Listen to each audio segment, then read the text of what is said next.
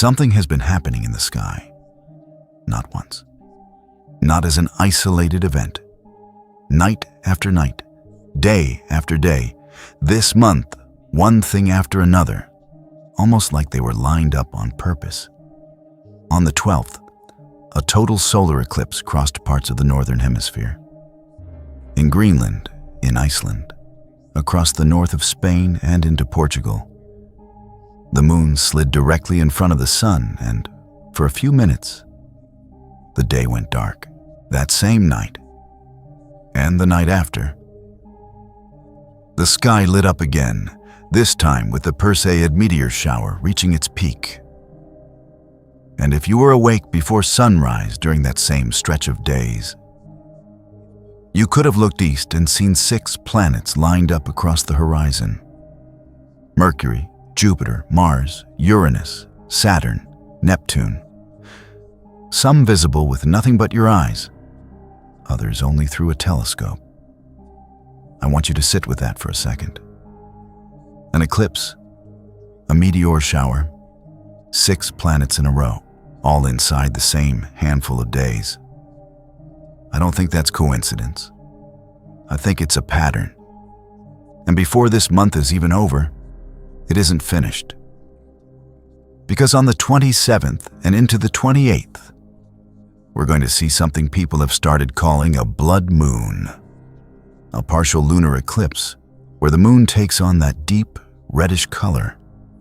That's 4 sky events, back to back, in the same window of days. And I'm going to come back to every one of them tonight. Because there is something written thousands of years ago that tells you exactly what this kind of moment means and what's supposed to come after it.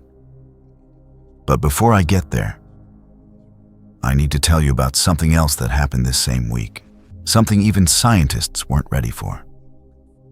A star, a massive one, far bigger than our sun, reached the end of its life.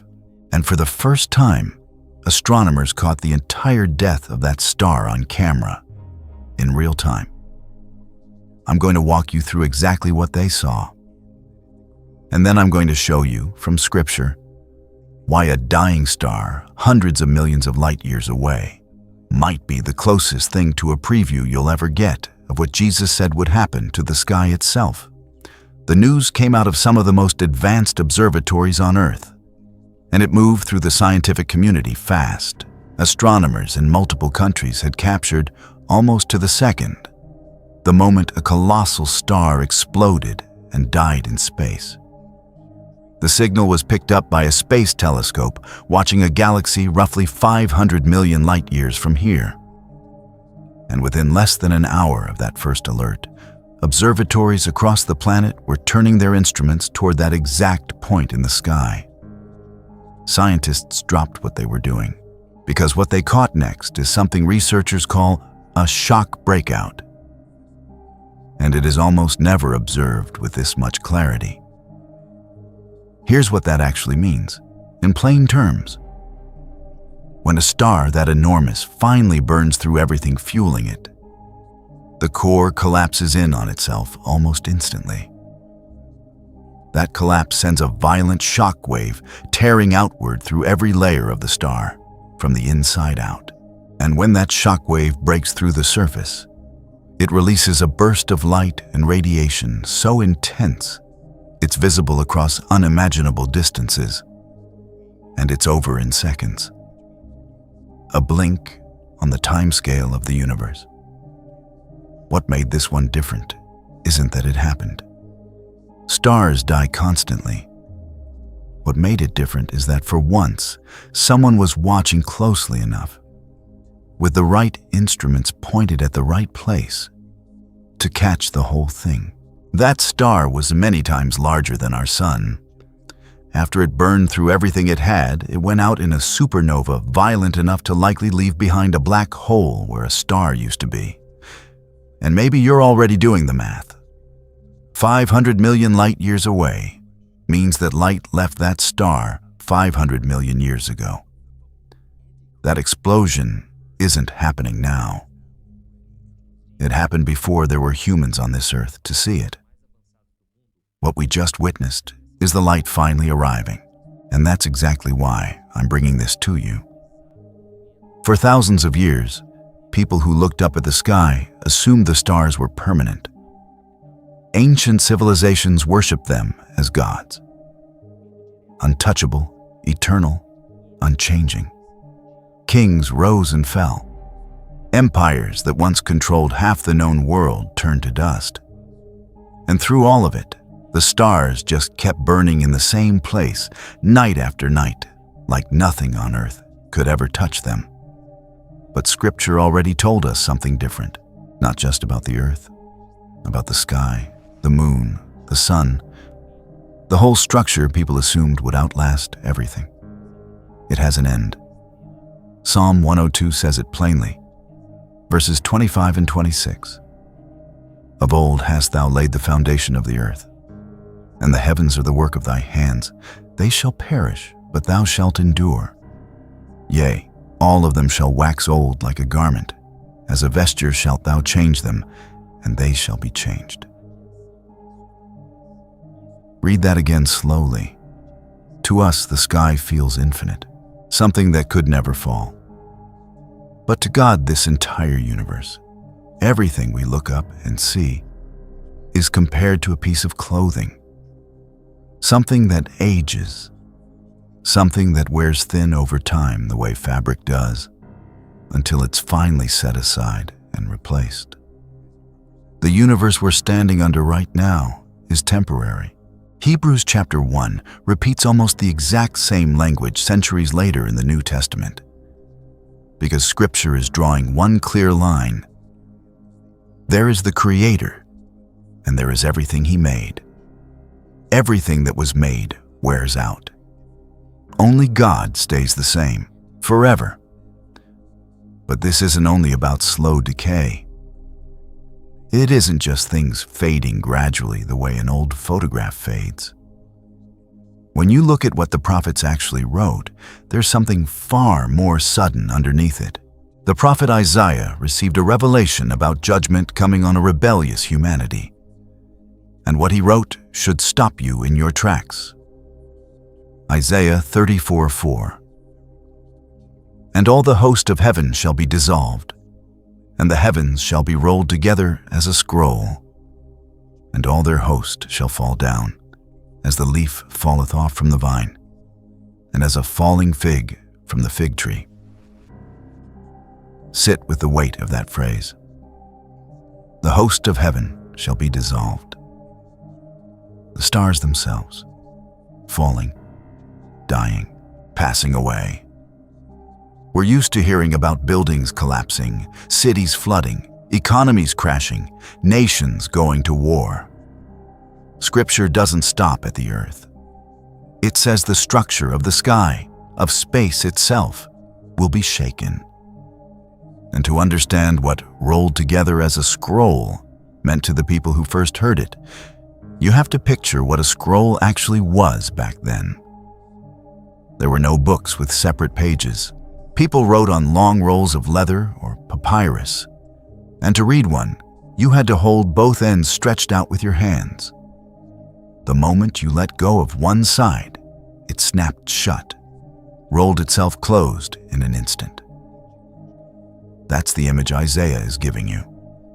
Everything we assume is fixed and unshakable, closing that fast, that easily. Now here's where it gets urgent. Because Jesus said the same thing centuries after Isaiah, and he said it while sitting with his own disciples on the Mount of Olives, being asked directly what the signs of the end would look like. He didn't describe a smooth, peaceful road ahead. He described a period of suffering unlike anything the world had ever seen. Matthew 24:21. For then shall be great tribulation, such as was not since the beginning of the world to this time, no, nor ever shall be. And a few verses later, he ties that suffering directly to the sky itself. Matthew 24:29. Immediately after the tribulation of those days shall the sun be darkened, and the moon shall not give her light, and the stars shall fall from heaven, and the powers of the heavens shall be shaken. He wasn't only talking about wars between nations or earthquakes or the kind of disasters that fill the news every week. He was saying that everything we treat as fixed, sun, moon, stars, the sky over your head right now, will tremble in front of the glory of God. This is where I want to bring you back to what's happening this month. An eclipse that blacked out the sun over entire countries. A meteor shower lighting up the same nights. 6 planets lining up before sunrise. And in a matter of days, a blood moon. None of that is the tribulation Jesus described. I want to be honest with you about that. But it's the kind of moment that should make you look up and pay attention. Because Scripture never told us the sky would stay silent until the very end. It told us to watch it. Decades after that conversation on the Mount of Olives, the Apostle John was given a vision, and he wrote it down in the book of Revelation. When he watched the 6th seal being opened, he saw the exact same scene Isaiah described hundreds of years earlier. Revelation 6, starting at verse 12. And I beheld when he had opened the 6th seal, and lo, there was a great earthquake, and the sun became black as sackcloth of hair, and the moon became as blood, and the stars of heaven fell unto the earth. Even as a fig tree casteth her untimely figs when she is shaken of a mighty wind, and the heaven departed as a scroll when it is rolled together, and every mountain and island were moved out of their places. That is not a coincidence of language. That is the same warning given to 3 different men, centuries apart, describing the same event. And it's still being ignored by most of the world today, the same way it was ignored then. So what actually happens during that period? Scripture is clear that it isn't just one force at work. It's 2, moving at the same time, for very different reasons. On one side, evil rises with everything it has. The enemy knows his time is short, and a deceiving world leader steps into that chaos, promising peace while demanding to be worshipped. And anyone who refuses will face real persecution. That part is described across the books of Daniel, 2 Thessalonians, and Revelation 13. But underneath that evil is something far bigger, the justice of God himself. That period isn't only suffering caused by man's cruelty, it's judgment. God pouring out what a rebellious world has earned. And Scripture tells us something sobering. Even watching all of that unfold, most people still won't turn back. I won't pretend to give you a false certainty here. Scripture doesn't settle with total clarity whether the church will be present for that darkest stretch or taken up before it begins. What is clear is that this period carries a specific weight for the people of Israel. The book of Daniel speaks of 70 decreed weeks for the Jewish people, and that thread alone could fill an entire video of its own.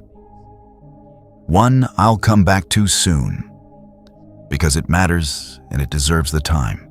For now, what matters is this.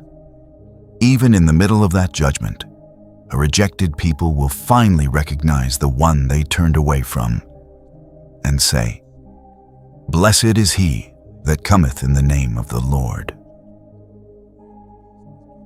And that is the moment Jesus returns, not in secrecy, but in glory, before any of that unfolds. Listen to what's written in 2 Peter chapter 3, verse 10. "But the day of the Lord will come as a thief in the night, in the which the heavens shall pass away with a great noise, and the elements shall melt with fervent heat. The earth also, and the works that are therein, shall be burned up." If the largest stars in this universe eventually die, if something 500 million light years away can burn out and disappear, how does anyone convince themselves that this world, this life, this routine we're all so consumed by, is going to last forever? People spend their whole lives chasing things that don't survive the week, let alone eternity. And it's Jesus himself who gives you the one exception to all of it. Matthew 24-35. Heaven and earth shall pass away, but my words shall not pass away. Galaxies can go dark, stars can fall, but every word that has ever come from him is still standing, and it will still be standing after all of this is gone. So let me ask you the only question that actually matters tonight. If you had to stand in front of God right now, this second, would you have absolute certainty that you're saved? If your honest answer is no, I understand why. Most people haven't fully surrendered that to him. But here's what changes everything. The moment you truly place your trust in Jesus, it stops depending on you. It was his sacrifice on the cross that secured that certainty, not your effort, not your performance. When God looks at you now, he isn't seeing your failures. He's seeing what his Son already paid for on your behalf. That's why turning back to him matters, not perfection. Nobody's offering you that. Just a daily choice to walk with him, one day closer than the day before. Salvation was never about what you've earned. It's grace, received by faith. If this reached something in you tonight, don't just close the video and move on. Subscribe, because I'll be back with the next sign the moment it matters, including that story about Israel and the 70 weeks I promised you. Leave a comment and tell me, honestly, where you stand with this right now. I read everyone. And if you know 5 people who need to hear this exact message this week, send it to them. Not because I asked you to, because you already know who they are. I'll see you in the next one.